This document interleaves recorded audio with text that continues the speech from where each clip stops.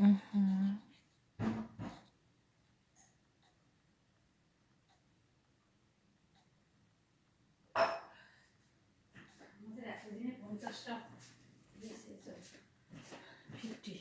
Mask. We have to open black one.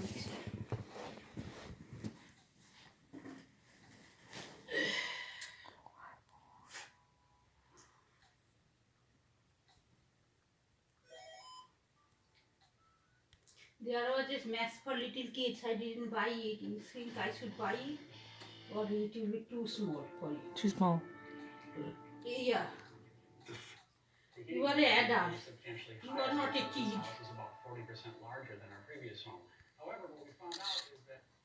You have to take decision everything. You are a completely adult.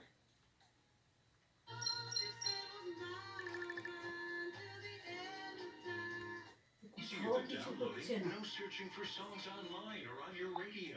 Take the CDs with you in the car. Play them around the house. Upload them. Coca-Cola. Name something people serve. Surfboard, water.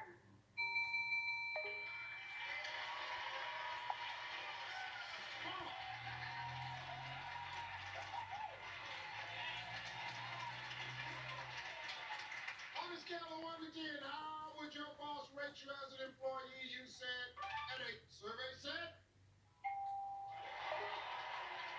Name the best tasting flavor of jam to put on toast. You said strawberry. Survey said. Name a word that follows the word Strawberry jam is most popular. paper clip. Survey said. Name a very American thing to drink. You said Coca-Cola. Survey said.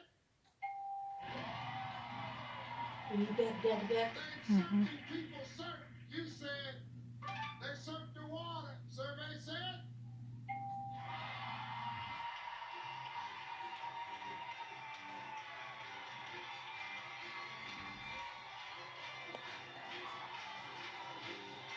Bell.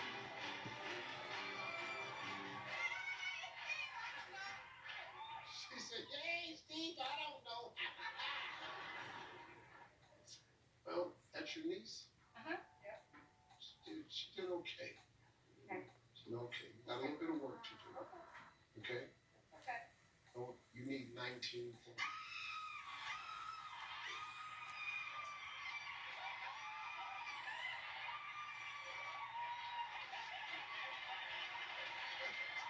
You never had nobody hopping and hopping. Well, all right now. You need 19. But let me tell you something, please. You have got to focus. You ready? All right, let's remind everybody of Tor's answers. 25 seconds on the clock, please. On a scale of 1 to 10, how would your boss rate you as an employee? 8. Try again. 7. Name the best tasting flavor of jam to put on toast. Great. Name a word that follows the word paper. Cut. Name a very American thing to drink. Pop. Try again. Iced tea. Name something people serve. The where? Come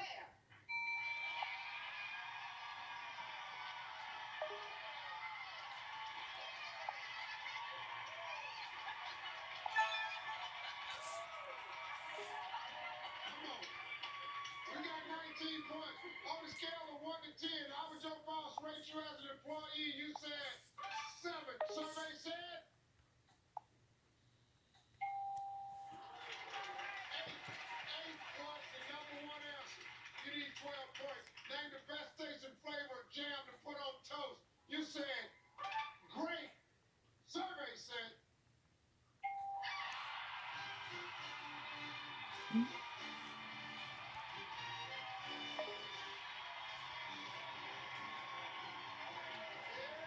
Wish you had to be there.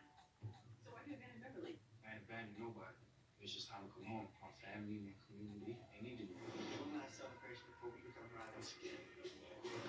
Just be prepared. There's gonna be some deep resentment there. It's gonna blow up in everyone's faces. Well, that's great for the team together. These youngins are about to change the game. Everybody's depending on me. The only reason you eventually to fix what you broke. So please. All new episodes, Mondays on Madison CW. Wake up to more, weekdays on the morning show. Tonight, state of emergency in Miami Beach after wild spring break scenes like these spark super spreader fear. A curfew announced for tonight. Our city right now in this area has become a tinder.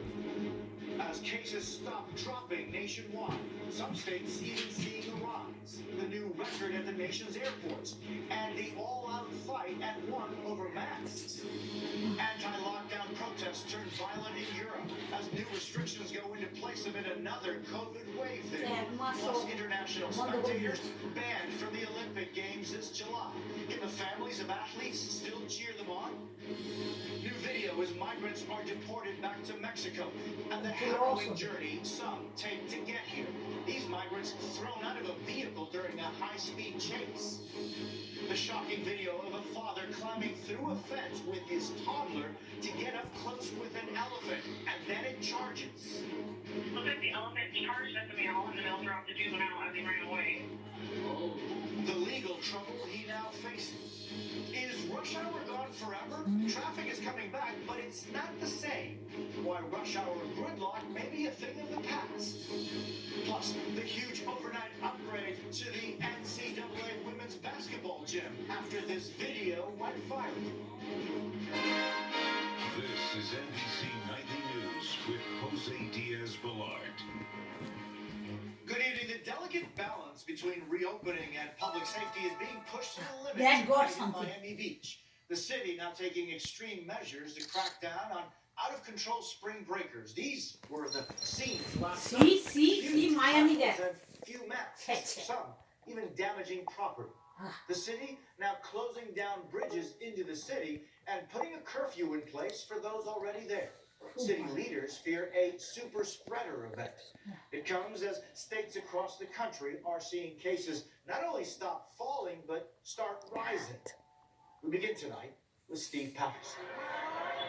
Tonight, state of emergency in Miami Beach. Our city right now in this area has become a tinder. Too many people are coming here with that. The city taking drastic measures to control out-of-control spring breakers. The mayor declaring an 8 p.m. curfew for businesses and revelers, increasing police presence and shutting down roads for at least 72 hours, as Florida becomes the third state in the U.S. to pass 2 million cases. With new infections on the rise in 8 other states, cases nationwide are plateauing instead of declining. That is not a good thing. When you have that plateauing, that's usually the forerunner of another surge. The concern, the more contagious UK variant, now accounting for up to 30% of new infections nationwide. But with only 13% of Americans fully vaccinated, the TSA saw a record nearly 1.5 million travelers on Friday. And as airports fill up, tensions over mask wearing reach new heights. In Fort Lauderdale, this brawl broke out after 2 passengers refused to wear a mask and caused the entire plane to deboard. Meanwhile, concerns over the CDC's new school social distancing guidelines. The CDC now recommending 3 feet of distance instead of 6 between students while keeping masks on. But teachers' unions worry school districts could jump in too soon. I worry that people will rush to make changes without ensuring that they have everything in place for their students to be safe. With half of teachers still waiting for their first dose, this week, Mississippi opened up shots to anyone who wants one. Okay, it's gonna be a little pinch, okay? And 17-year-old Cameron Barnes stepped up after a year of not seeing her grandparents. Time is precious with them, so just not being able to hug them or see them, it's difficult. And Steve joins us now. Steve, does the city of Miami Beach plan to extend these measures beyond 72 hours? Jose, the action clearly here was taken by the emergency response, the city manager as an emergency response. We now know that the mayor has called an emergency meeting, which can be held as early as tomorrow to determine what actions the city will take next, or if they plan to extend those measures. Jose? Steve Patterson, thank you. In Europe, protesters are demonstrating against new lockdowns tonight as another deadly wave of COVID variants sweeps across the continent. And in Asia, a major announcement about who will not be allowed to attend the Summer Olympics. Kelly Kobiella reports from London. Tonight, anger in Germany. Anti-lockdown protesters clashing with police as Europe fights a devastating third wave. ICUs are once again filling up. This doctor says a lack of confidence in vaccines is costing lives. The World Health Organization warned this week there are more COVID deaths in Europe now than in March of last year. Politicians responding with lockdowns. In Paris on Friday, people rushed to leave before new rules kicked in at midnight. Cafes and shops are now closed for a month. Travel restricted to within 6 miles of home. France, Italy, and Poland all imposed fresh lockdowns this week, and the backlash is spreading too, with protests in Belgium, Finland, Austria, and Britain. The rise in infections blamed in part on new, more contagious variants, and a slow vaccine rollout, along with the pausing of the AstraZeneca vaccine in some countries. Once you pause something, you're sort of implicitly saying there's a problem, and then to reintroduce it, I think people will be a little bit nervous. With the pandemic still raging, Japan is taking no chances. Today, Olympic organizers in Tokyo announced no foreign spectators will be allowed in attendance at the 2020 Summer Games. It's a necessary move, unfortunately. The ruling means it's unlikely families and supporters of Olympians will be in the stands to cheer them on. I think it would be preferable, Kelly, for all of these athletes to have their loved ones and supporters in the stands, but the fact is, this isn't going to have any impact at all on the single most important thing, which is the competition itself. Kelly joins us now from London. Kelly, those seats won't be empty in the stadiums, though. No, not at all, Jose. About 4.5 million tickets have been sold to Japanese residents, and they'll be filling a lot of those seats. And we hope to learn more about what that will look like in terms of crowd size and social distancing during the Olympics at some point next month. Jose? Kelly Kobiella in London, thank you. Now to our nation's southern border, where the number of migrants desperate for U.S. entry is increasing. While new policies ensure safe crossing for some, for others, new video shows just how dangerous the risks can be. Dasha Burns reports from near the border in Granjeno, Texas. Tonight, new video of migrant families expelled from the United States, sent back to Mexico. But follow the border 900 miles southeast to a very different picture in the Rio Grande Valley.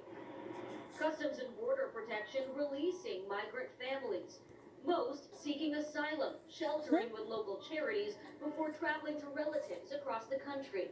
In a time of stress, you may become noble and generous and courageous, or you may become mean and nasty. But what's happening here is people become noble. Due to capacity issues in Mexico, some migrant families with young children are being allowed to stay in the U.S. Customs and Border Protection saw a 28% rise in encounters with immigrants crossing the border illegally in February over the previous month. Some say the new president gave them hope for a life in America. Why did you decide to come now? What made you decide to take the journey? Familia, y pues aprovechar la oportunidad.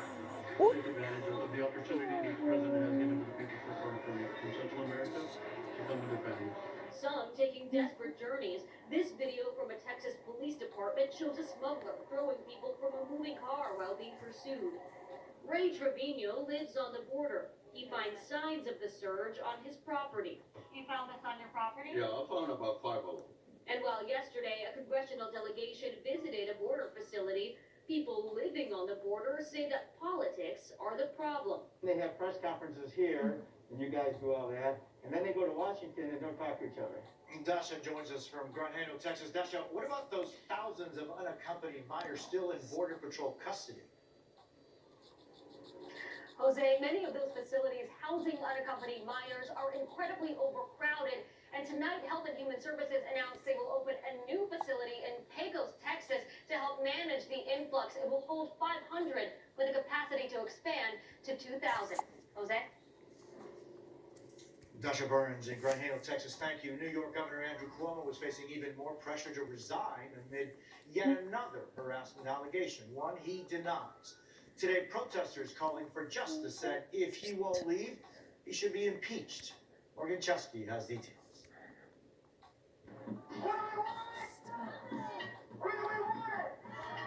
Tonight, new calls for New York Governor Andrew Cuomo to step down. When the governor lies about his abuse of power, as he's doing right now and daily, it's a betrayal of the public's trust. In Manhattan, hundreds gathered to hear Lindsay Boylan. The only way we can hold this governor accountable is to impeach him. The first of now 8 women to make claims of sexual harassment or inappropriate conduct against the governor. At this point, what do you want to see Governor Cuomo do? I want to see him resign, and if he doesn't resign, I want to see the legislature impeach him, because I think it's time for his term to be over.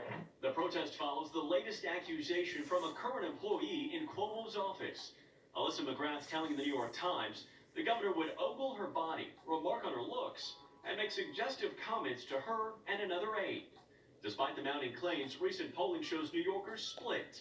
43% saying Cuomo should resign, 49% saying he should stay in office. Meanwhile, an attorney for the governor maintains he's never inappropriately touched or approached anyone. The governor calling for due process. I'm not going to resign, find out the facts, and we'll take it from there. Tonight, the New York Attorney General promising a full investigation. So the investigation is ongoing. We're still interviewing witnesses, and there's not much more to report other than that. It will continue. And Morgan, let's be clear, there is still another investigation into the governor. Jose, that's right. Federal investigators are also looking into the governor after evidence showed that his office may have falsified data relating to COVID-19 deaths in New York State nursing homes. Jose? Morgan Chesky in New York, thank you. The outcry over the killing of 8 people in Atlanta spas this week spanned coast to coast today. 6 of those murdered were Asian women, their deaths sparking a nationwide movement to stop violence against Asians. Kathy Park reports. Tonight, passionate pleas to stop the hate, stretching from New York to Chicago and Atlanta, where this week's shooting spree killed 8. 6 victims, Asian women, stoking fears among Asian Americans who say they feel more vulnerable than ever. It makes me feel like an outcast. I've dealt with words and looks and stuff my whole life. My family doesn't want me to go anywhere by myself. A day before, the president and vice president visiting and consoling a community scarred by a streak of violence. Hate can have no safe harbor in America. It must stop. Racism is real in America, and it has always been. The suspect's arraignment canceled this week, fueling even more questions about the investigation. Atlanta police not ruling out hate as a possible motive. The attacks shattering families forever. A business owner, a sister, and mothers, all among the dead. Randy Park and his brother were raised by